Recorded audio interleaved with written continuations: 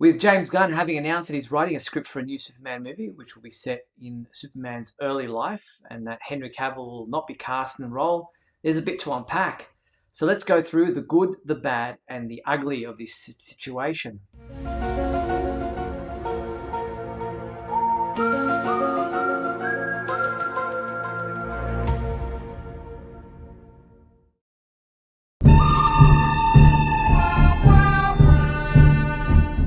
Putting aside the emotional reaction to the news about Henry Cavill, this is exciting news. James Gunn, the new CEO or co-CEO of DC Studios, is penning a script for a new Superman movie. While it's set in the early part of Superman's career, a year one story if you like, it's not an origin story and could make for a great action-adventure film that hopefully the whole family can enjoy. I know there will be a lot of people upset that the time we've invested in the DC films since 2013 seems to be a thing of the past. But that's always been the case with this character. He's been around for nearly 85 years. Wiping the slate clean, which won't be an easy pill to swallow for some, could turn out to be the fresh new start Superman as a film character as needed. Hopefully Gunn's Superman will be a positive, uplifting and heroic figure that inspires a whole new generation of fans while bringing a smile to long-time enthusiasts of the Man of Steel.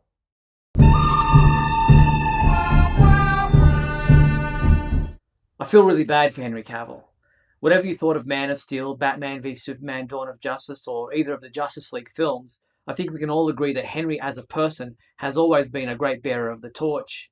He always represented Superman with integrity befitting the character, both on and off the screen.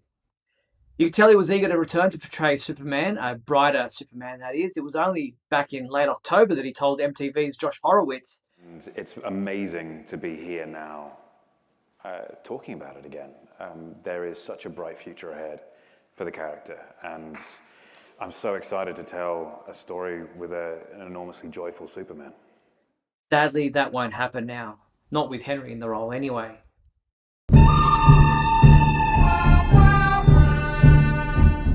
The fact that Henry Cavill was put through this is embarrassing.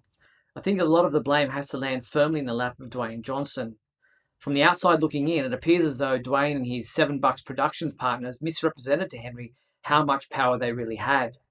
I've lost count of how many times we heard Dwayne Johnson brag that the hierarchy of power in the DC universe is about to change.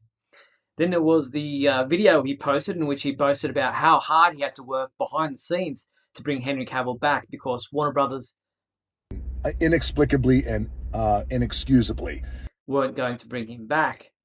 But we weren't going to take no for an answer. And remember when he said this? There's no viable, logical way that you can attempt to build out the DC universe without the most powerful force and the greatest superhero of all time sitting on the hot sidelines. It's impossible to do. You can Venn diagram business-wise this whole thing 90 different times, but it all comes back to, where's Superman? You have to have Superman in the mix. Well, he is in the mix, Dwayne, but not in the way you wanted. Who isn't in the mix, by the sounds of things, is Black Adam. I guess the hierarchy of power in the DC universe is with James Gunn and Peter Safran. If I was Henry Cavill, I'd be more than a little peeved. Real peeved, you know what I mean? Peeved.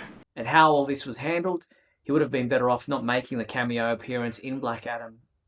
And for those who think he left The Witcher to play Superman, that's not the case. He left the Netflix TV series after finishing filming on Season 3 because of creative differences.